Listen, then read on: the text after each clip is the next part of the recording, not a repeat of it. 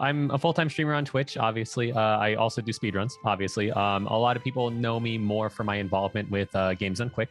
So right now, in terms of speedruns, I've actually kind of taken a little bit of a backseat, but I'm doing a lot of Ender Lillies, Quietest of the Nights. I took a look at it, I gave it a shot, I fell in love with it, and now I just speedrun it a lot. Yeah, and it's a really fun and interesting game because it's not like a traditional Metroidvania where you're fighting. You're actually getting a bunch of spirits. It's kind of like if you're an anime fan and you watch like JoJo's Bizarre Adventures, you're using a bunch of stands pretty much. So you're never actually fighting. It's always 3 to 6 spirits that you have that are doing the fights for you, and it's just a really cool, customizable way to handle combat.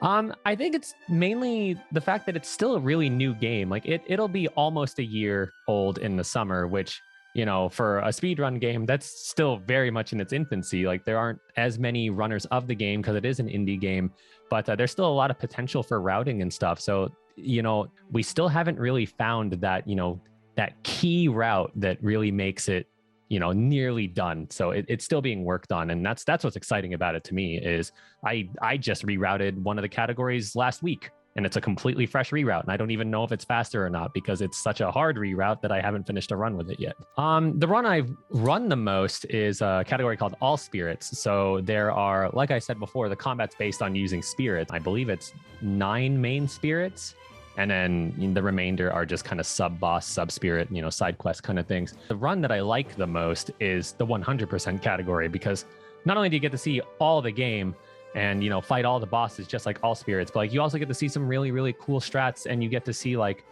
well, this item combination is not something you would do if you were going super fast, but since we have to pick it up anyway, there's a lot of different strategies that get to open up because since you have to be there anyway, you get to try different combinations, and it's a lot of fun, and it just shows off the entire game. So in terms of like community, the strongest runners in that community are from Japan and China.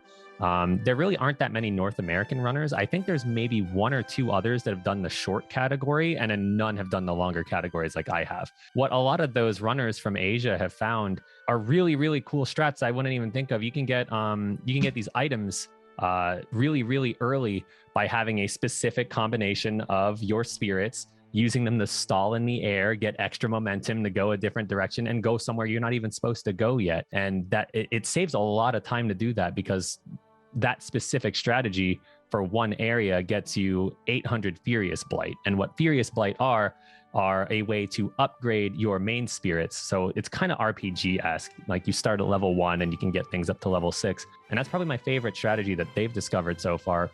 In terms of strategy that I've discovered, it's not even me that necessarily discovered this, but once again, this was found by a Japanese runner, and I kind of just figured it out because no one could really figure out how to do it.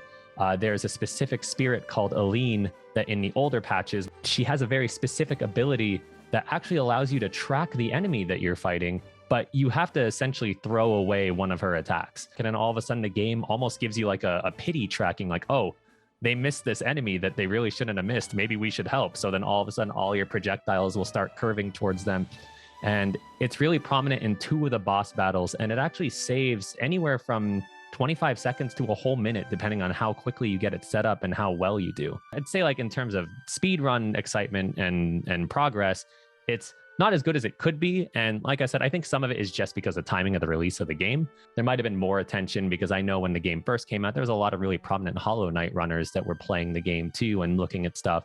And there was a lot of attention on the game at first, but I feel like the progress of the speedrun could be very much improved if we could just get a few more people involved, especially someone that can talk a more translatable language. If you can spell my name, you can find me anywhere. So literally any social media / Keizaron,